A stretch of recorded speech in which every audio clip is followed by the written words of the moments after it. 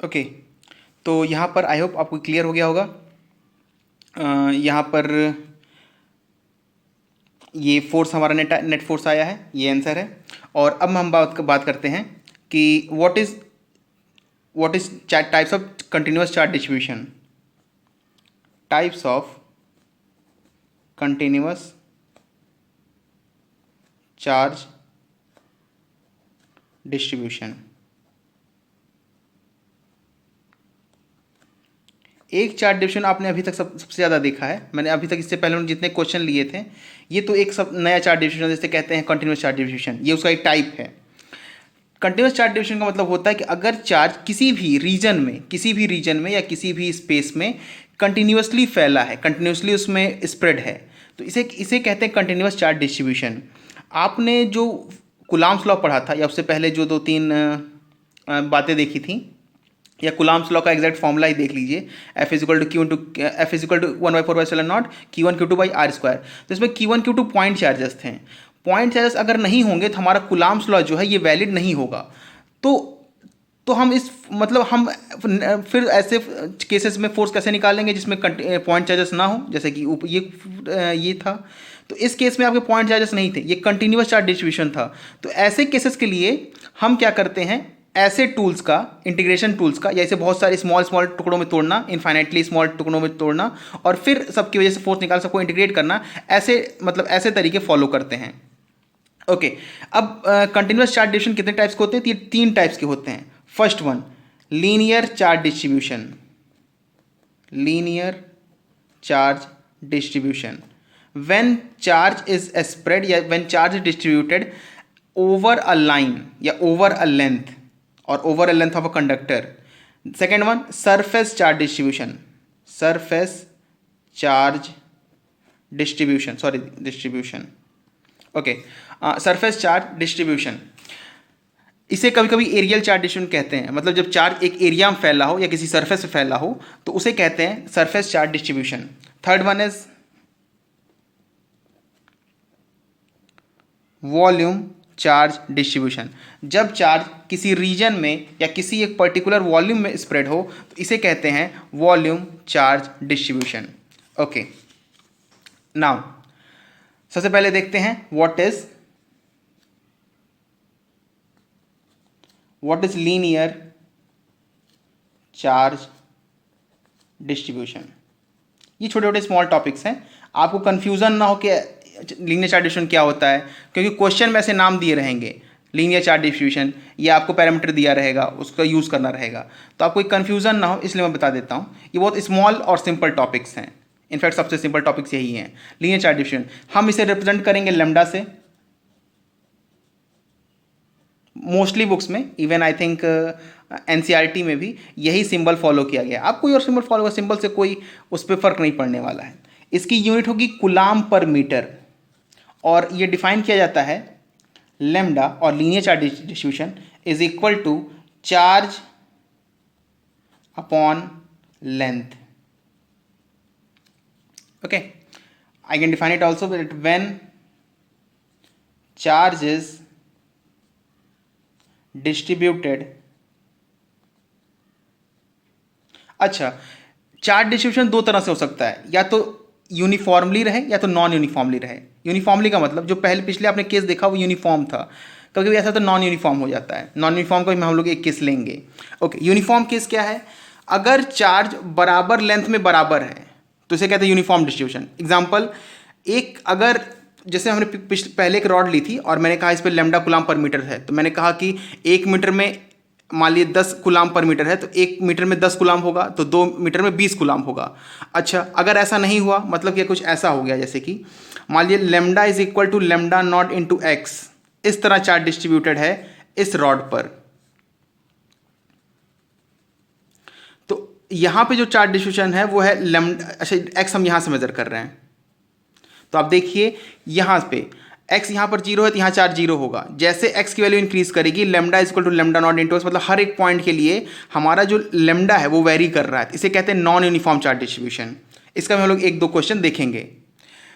लेकिन आपके लिए सबसे पहले यूनिफॉर्मली पे बात करें, क्योंकि यूनिफॉर्मली थोड़ा ईजी होता है। When charge is distributed over a length It is simple.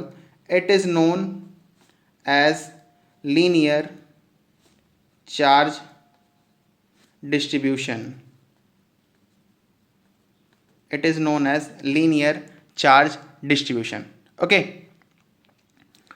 Okay इसे कैलकुलस फॉर्म में ऐसे लिखते हैं, lambda is equal to d q by d l. ये ज़्यादा इंपॉर्टेंट है.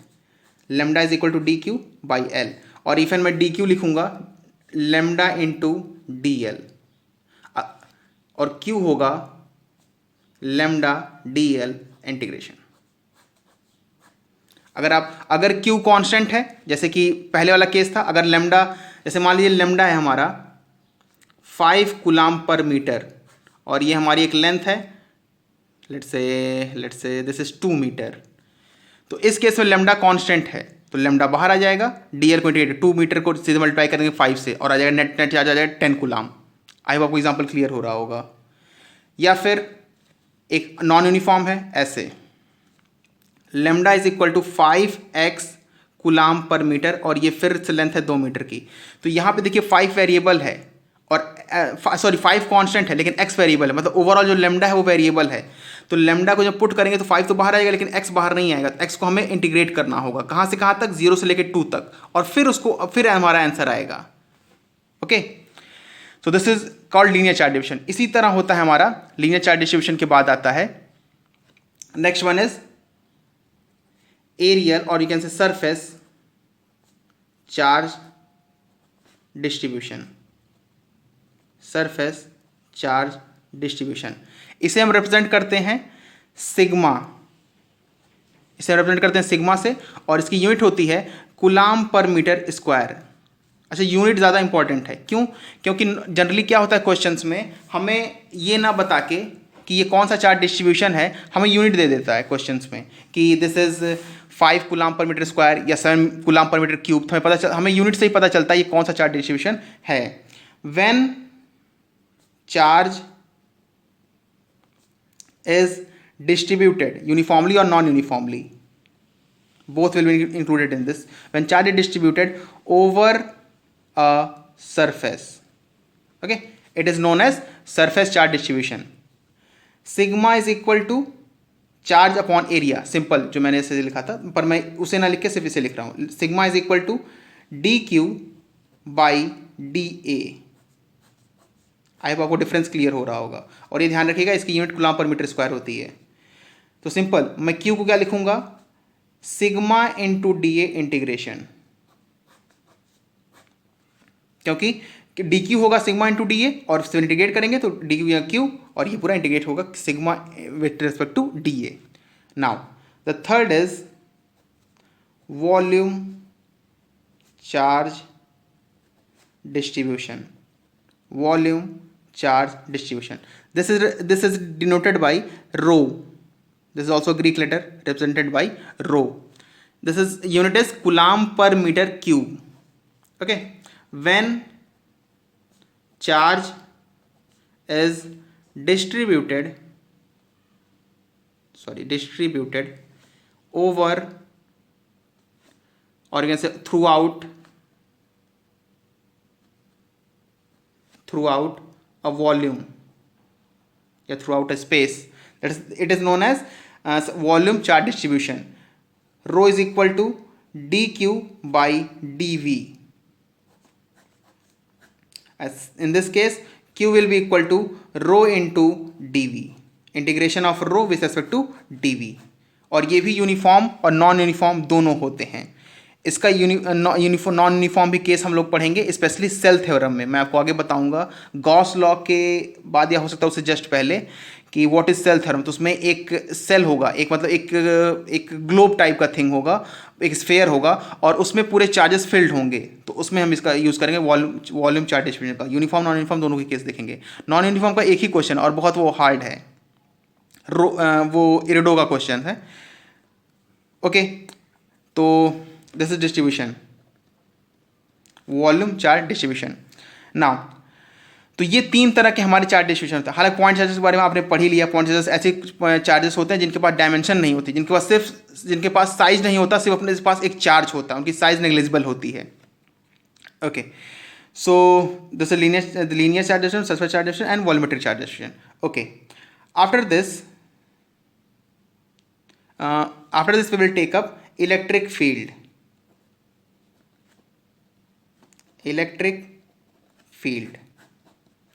Now what is electric field?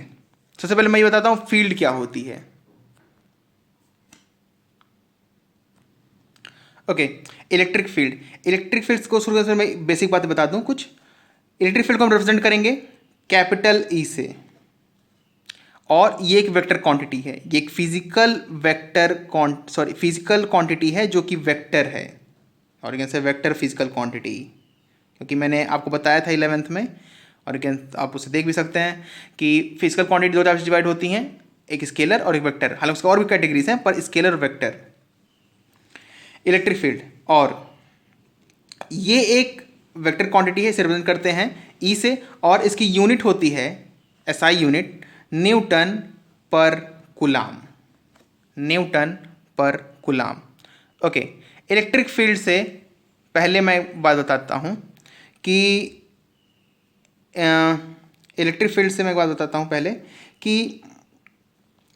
Field क्या होती है actually. What do you mean field? जब हम किसी क्वांटिटी को, कोई फिजिकल क्वांटिटी को, अगर हम स्पेस के टर्म्स में, स्पेस का मतलब एक्स वाई जेड, या तीनों, या कोई भी एक, या कोई भी दो, इन दोनों के मतलब एक्स वाई जेड के टर्म्स में रिप्रेजेंट करते हैं, तो उस क्वांटिटी को फील्ड कहते हैं। आप बेसिकली 3 तरह की फील्ड पढ़ेंगे, इलेक्ट्रिक फील्ड, मैग्नेटिक फील्ड और ग्रेविटेशनल फील्ड। ग्रेविटेशनल फील्ड आपने पढ़ा होगा 11th में। तो ये है इलेक्ट्रिक फील्ड। अच्छा, फील्ड कोई भी ऐसी क्वांटिटी जिसको हम स्पेस के टर्म्स में, या स्पेस के फंक्शन के टर्म्स में, या पोजीशन के टर्म्स में रिप्रेजेंट कर सकते हैं, उसे फील्ड कहते हैं। So let me right, a physical quantity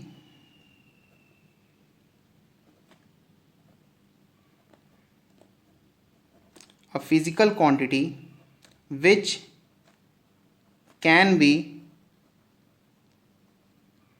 expressed in terms of continuous function of time, continuous function of space. A physical quantity which can be expressed in terms of continuous function of space can be referred as field. Okay, ऐसी कोई physical quantity जिसको हम continuous function of space, और you can से let me right position के terms आप represent कर सकें, तो ऐसी क्वांटिटीज को क्या कहते हैं? फील्ड। ओके, तो अच्छा, अगर आप ये देखें कि कूलॉम्स लॉ में भी हम रिप्रेजेंट करते हैं F = Q1 Q2 by R², तो क्या कूलॉम्स लॉ फील्ड है? नहीं, कूलॉम्स लॉ कुछ और चीज़ों पर डिपेंड करता है, जैसे कि चार्जेस, प्रोडक्ट ऑफ चार्जेस, और ये प्रोडक्ट ऑफ चार्जेस पर डिपेंड नहीं करता। इसलिए कूलॉम्स लॉ जो है वो फील्ड नहीं है। लेकिन ये जो इलेक्ट्रिक फील्ड है, ये सिर्फ एक चार्जेस की प्रॉपर्टी होती है, और इसलिए हम इसे फील्ड कहते हैं। Okay, so a field is any physical quantity which can be represented in terms of continuous function of position, और you can say space, that is known as field. और मैंने आपको थोड़ा सा पहले ही बताया था कि जो फील्ड होती है वो 2 तरह की होती है। तो एक होती है स्केलर फील्ड और एक होती है वेक्टर फील्ड। तो सिंपल एक पॉइंट और लिख देते हैं, field is of 2 types. First one, scalar field. Scalar field have no direction. Vector field, it will have direction. Scalar field, vector field. Gravitational potential field जो होती है वो स्केलर होती है, और ग्रेविटेशनल फील्ड वेक्टर होती है। इलेक्ट्रिक फील्ड भी वेक्टर ही होती है, मैग्नेटिक फील्ड भी वेक्टर ही होती है।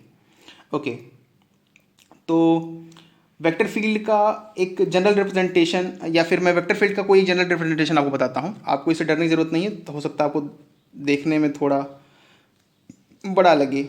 ए as a function of x comma y comma z is equal to A x i cap plus A y j cap plus A z k cap.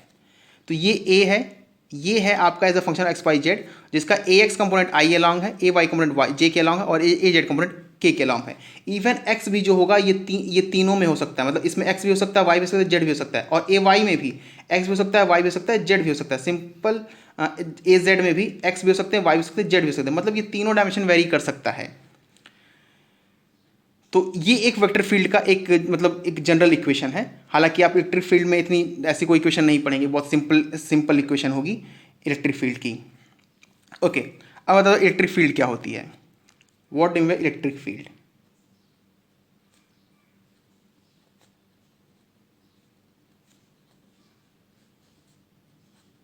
Electric field basically एक experience होता है।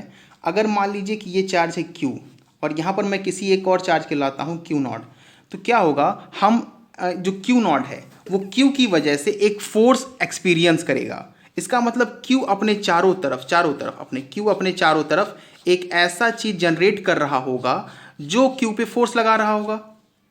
Okay, तो इसी experience को, ये जो इसके चारों तरफ जो फोर्स एक्सपीरियंस करेगा Q नॉट, मतलब इसको कहीं रखें इसके चारों तरफ, इसके मतलब इसके चारों तरफ हम कहीं भी रख दें, बस दूरी बहुत ज़्यादा ना हो, ताकि अगर बहुत ज़्यादा ये डिस्टेंस होगा तो फोर्स बहुत नेग्लेजिबल हो जाएगा। तो ये मतलब इसकी विंसिनिटी में हो, तो इसके पास हो थोड़ा बहुत, तो अगर इसके थोड़ा बहुत पास होगा तो Q नॉट एक फोर्स एक्सपीरियंस करेगा Q की वजह से, और इसी फोर्स को या इसी मतलब इफेक्ट को जो एक्सपीरियंस करेगा उसी को कहते हैं फील्ड। इसके चारों तरफ जो ये फील्ड मतलब फोर्स एक्सपीरियंस करेगा उसी को कहते हैं हम फील्ड। बेसिकली इलेक्ट्रिक फील्ड का फॉर्मूला होता है, electric field defined as F by Q naught. अब यहाँ पर एक थोड़ा सा एक बहुत माइन्यूटली ऑब्जर्व करने वाला पॉइंट है। ये जो F होगा this will be on Q not, मतलब जिस चार्ज से डिवाइड करेंगे उसी चार्ज पर फोर्स होना है। ओके, मतलब जिस भी चार्ज पे हम डिवाइड करेंगे उसी चार्ज पे ये फोर्स होना है। ओके, तो E जो होगा वो होगा F vector force on Q naught upon Q not at point P, मतलब जिस पॉइंट पे Q नॉट रखा है उसी पॉइंट पे इलेक्ट्रिक फील्ड बताएगा इस फॉर्मूले से। तो electric field is equal to force on Q naught upon Q naught. Now what is force on Q naught, अगर आप ध्यान दें तो फोर्स का मैंने वेक्टर फॉर्म बताया था, force is equal to K Q into Q naught R vector. R vector means अगर इन दोनों को मैं वेक्टर से ज्वाइन कर देता हूं तो this is R vector. Okay, so R vector upon R vector cube, R vector upon R vector cube. Okay. Now, what is electric field at point P? This will be equal to F on Q naught upon Q naught. So electric field will be equal to, अगर मैं इसे Q naught से divide करूं तो आप पाएंगे कि K Q naught Q R vector upon R cube into Q naught। तो ये Q naught कैंसिल, तो इलेक्ट्रिक फील्ड होगा K Q R vector upon R cube. This will be electric field. Okay. Now, so ये जो electric field है मतलब at point P, this electric field is due to Q। ये electric field Q की वजह से है। अगर आप ध्यान दें तो ये पूरा फंक्शन किस पे डिपेंड करता है, Q पे। तो P पे जो इलेक्ट्रिक फील्ड होगी वो उस चार्ज पे डिपेंड नहीं करेगी जो चार्ज उसे एक्सपीरियंस कर रहा है, मतलब जिस चार्ज को हम ला रहे हैं उसके फोर्स को मेजर करने के लिए या उस पॉइंट पर इलेक्ट्रिक फील्ड को निकालने के लिए उस चार्ज पर ये इलेक्ट्रिक फील्ड डिपेंड नहीं करेगी। अच्छा, कुछ स्टूडेंट यहाँ से देखते हैं, कहते हैं सर इस पर डिपेंड क्यों नहीं करेगी, क्योंकि अगर मैं Q को नॉट को इंक्रीज करता हूँ तो आप देखेंगे कि इलेक्ट्रिक फील्ड डिक्रीज करेगी। नहीं, ऐसा कुछ नहीं होगा। अगर मैं Q नॉट को मान ली Q नॉट 1 कूलाम था, अगर मैं इसको 2 कूलाम कर दूँ तो ये फोर्स भी डबल हो जाएगा। तो ओवरऑल कैंसिल होकर इलेक्ट्रिक फील्ड पे क्यू नॉट को इंक्रीज या डिक्रीज करने से कोई इफेक्ट नहीं पड़ता है। मतलब ये जो इलेक्ट्रिक फील्ड है ये इंडिपेंडेंट है क्यू नॉट पे। ओके, मैं सारे पॉइंट एक साथ लिख दूंगा। This electric field is independent of Q not, ये इलेक्ट्रिक फील्ड क्यू नॉट पे डिपेंड नहीं करती। दूसरा पॉइंट, ये जो इलेक्ट्रिक फील्ड आप यहाँ देख रहे हैं ये दोनों सेम ही है। यहाँ से आपको दिख रहा हो क्यू नॉट पे कोई डिपेंड नहीं करता, क्योंकि पूरे फैक्टर्स में क्यू नॉट कहीं है ही नहीं। ये फील्ड किस पे डिपेंड करती है? चार्ज पर और डिस्पोजिशन पर, चार्ज पर और पोजीशन पर, सिर्फ 2 पॉइंट पर। ओके, ये इलेक्ट्रिक फील्ड सोल प्रॉपर्टी है, मतलब सिर्फ और सिर्फ प्रॉपर्टी है किसकी? इस चार्ज की, इस क्यू की। ये किसी और पॉइंट पे डिपेंड नहीं करती एक्सेप्ट पोजीशन और other and the charge Q, जिसकी वजह से हम इलेक्ट्रिक फील्ड निकाल रहे हैं। ओके, सो इस वीडियो में इतना ही, बाकी अगले वीडियो में देखते हैं। आपको कोई भी प्रॉब्लम हो इलेक्ट्रिक फील्ड से जुड़ी आप कमेंट सेक्शन में मुझे बता सकते हैं। मैं एक बात बता दूं कि ये जो क्वेश्चन है कूलम्ब्स लॉ का, ये अभी खत्म नहीं हुआ है, लेकिन इलेक्ट्रिक फील्ड में इंट्रोड्यूस कर रहा हूँ इसलिए क्योंकि कुछ क्वेश्चंस जो होंगे वो मैं आपको दोनों तरीके से बताऊंगा, फोर्स कूलम्ब्स लॉ के यूज़ से भी और इलेक्ट्रिक फील्ड के यूज़ से भी। और आप पाएंगे कि हम क्वेश्चन को दोनों तरह सॉल्व भी कर सकते हैं। इलेक्ट्रिक फील्ड बस एक कॉन्सेप्ट है हमें एक फोर्स को अलग तरीके से समझने के लिए। मतलब अगर हम सब सारे फोर्सेस की वजह, सारे चार्जेस की वजह से इलेक्ट्रिक फील्ड निकालें और इलेक्ट्रिक फील्ड को फोर्स चार्ज से मल्टीप्लाई करें तो हमें नेट फोर्स मिल ही जाता है। आप ऐसे भी यहाँ पे देख सकते हैं, force is equal to E into Q naught. मतलब फोर्स निकालना हो तो उस पॉइंट पर इलेक्ट्रिक फील्ड निकालिए क्यू की वजह से और उस पर क्यू नॉट मल्टीप्लाई कर लीजिए तो भी आपका फोर्स आ जाएगा। तो ठीक है, ऐसे बहुत सारी चीज़ें देखेंगे अगले वीडियो में।